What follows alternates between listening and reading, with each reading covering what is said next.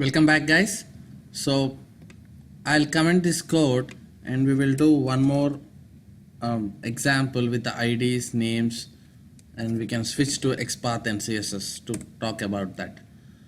Okay, so in earlier lectures we have used Firefox to inspect these fields, and now we will try to understand how to take all these objects from the Chrome browser.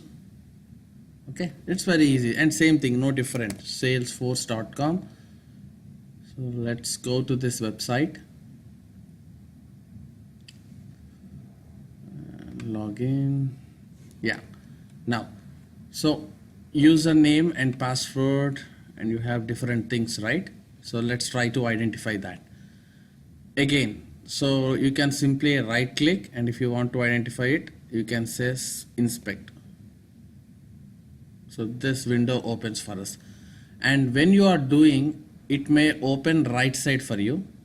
You can actually change. You can click on the setting and dock side. If you want to put left side, you can select this. If you want to put it bottom, so by default for you it might look like this.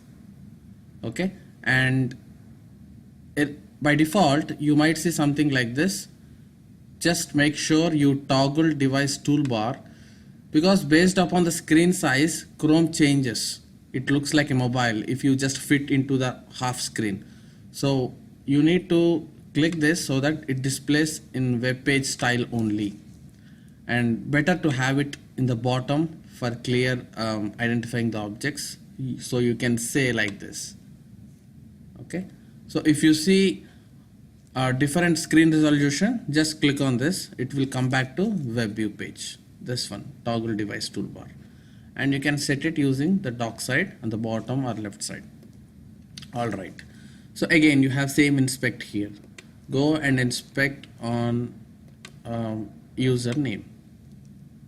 Okay, so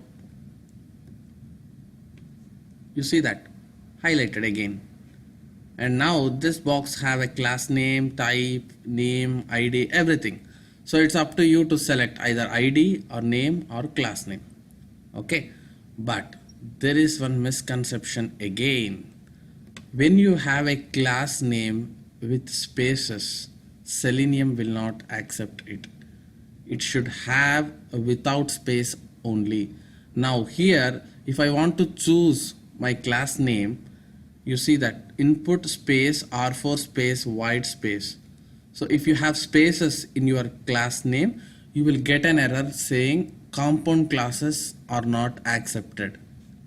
Let me write this here. Classes should not have spaces. If there are spaces, you cannot use class name attribute.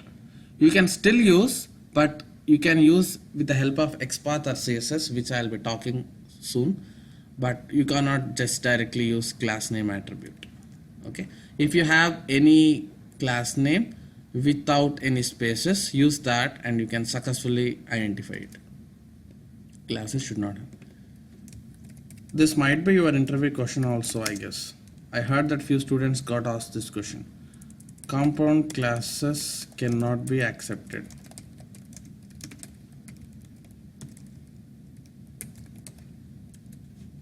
All right, so that's fine. So you can use ID to identify it. So let me quickly write a test. So I'm commenting this Facebook for now, and let's start with or let me create one more class. Chrome browser copy, and I'll just create one more. Okay, Salesforce. Okay, so the Salesforce same code, but I'll remove all this.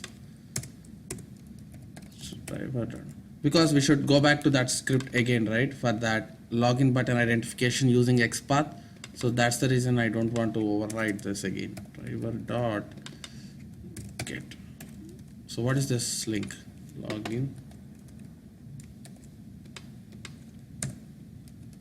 So let's be quick now. Find element by dot what? Shall we go with ID? Okay, cool. By dot ID.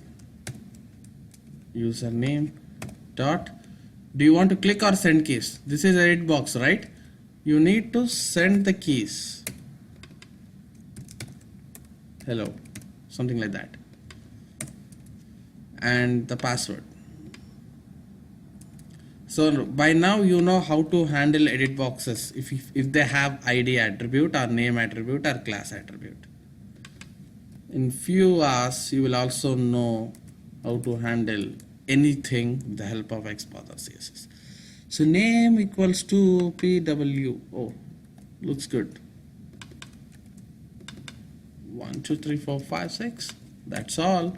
And now let's click on login button. So name we used, ID we used. You can again use that to click, or I told you, right, we will get this error when you click on login. Classes should not have spaces. Can we try out this to replicate this error in our application? Okay, so I'll show you how we will get the error after entering username and class name. So that you'll be also knowing when you want to work on it. By dot class name, you see that if you have a class name you can pass this, but unfortunately the class name now is something like this with spaces, but that's fine. And this is click. You should expect error at line number 21. So run as Java application. It should log into the Salesforce, enter the username and password name, and then it should throw an error. Okay, you see that it entered username, it entered password, but it did not click on login. So come back to your browser, to your Eclipse, and see there are error logs generated.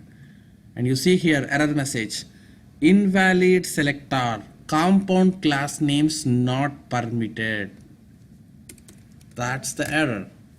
Okay, so in your interview, whenever you are given the class name like this and asked that are you able to click with the class name, then you should say that no, compound classes are not allowed in Selenium WebDriver.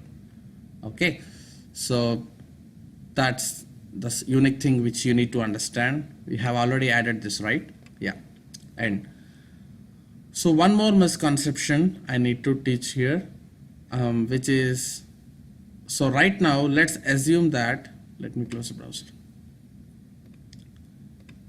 What if there are multiple fields with the same ID? Okay, so now there is an ID called username for this field.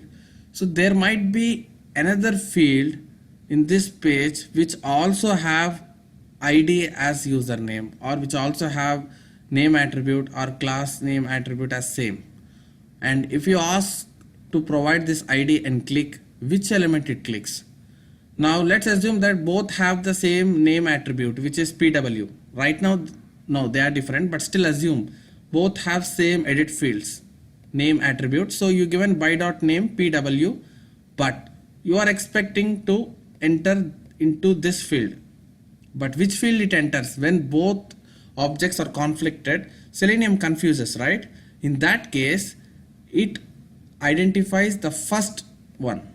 Okay, so basically Selenium scans from the top left. Okay, it scans from like this. Top left, it scans each and every object. So once you provide this ID as username, from top left it keeps on scanning. Whenever it identifies the username for the first time, it go and enter there. Okay, it will not bother about remaining usernames. So tomorrow, if both have same fields and if you are trying to identify this, Selenium will catch only the first index and it ignores the second index. Okay, so make sure you are giving the unique attribute. If there are duplicate attributes with the duplicate objects, Selenium will not throw any error, but by default it identifies the first object which it gets when it scans from top left. Now in this scenario, when this username and password have the same locators, and when you provide that in your Selenium script, as it scans from the top left, obviously it will find username first and it will enter there. Okay, and it skips the password field. Okay, just make sure you remember this. So there are multiple examples which we will do on handling this indexes. Multiple values. Selenium identifies the first one. Okay, let's try to identify this case and I can show you in practical. I think in Facebook I should have it. Okay, so here when you spy on your email field, you have a class name called input text. Okay, this is allowed because there is no spaces between any words here, right? So this does not come under compound class and you can successfully use this. And when you spy on password, even this object have same class name, which is input text. So email and password both have same class names. Now when you go and say in your script driver.find element with class name of input text, which element it identifies? Okay, you are assuming that I have taken my password object, but unfortunately same object is present for email field also. So in that case, as I said, it scans from top left. So when it scans from top left, obviously the first field it identifies is email. So it enters the information into email field but not password. Okay, so let's do that now. Password have same input text, email have same input text. I'll go back and I'll go to my Facebook. Let me comment this. Okay, so I'll comment out these lines because we have already seen this, right? ID name. So driver dot find element by dot, this time class name. So there are no spaces, right? So that it will not throw any error. Input text.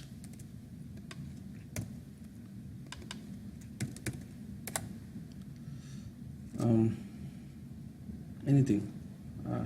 Hello world. So technically you may think that I am spying on password and I am picking the class name to enter the information into password. This is your intention. But let's see where the script enters this hello world. Run as Java application, click on OK.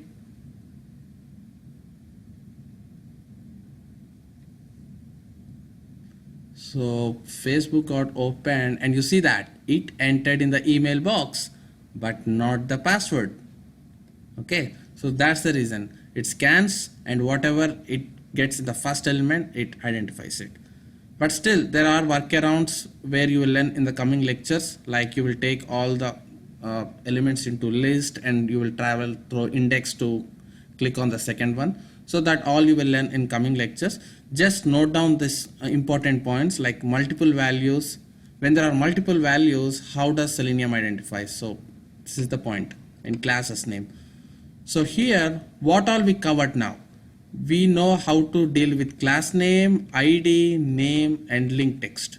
Okay, and we have also seen how to identify the objects using Firefox as well as Chrome. Both are same fashion. Just right click, inspect and use this to spy on it and use your blue highlighted line to get the information. Okay, so that's pretty much about this lecture, and in our next lecture let's start with one of the most important concept of Selenium WebDriver, that is XPath and CSS locator. Okay, thank you.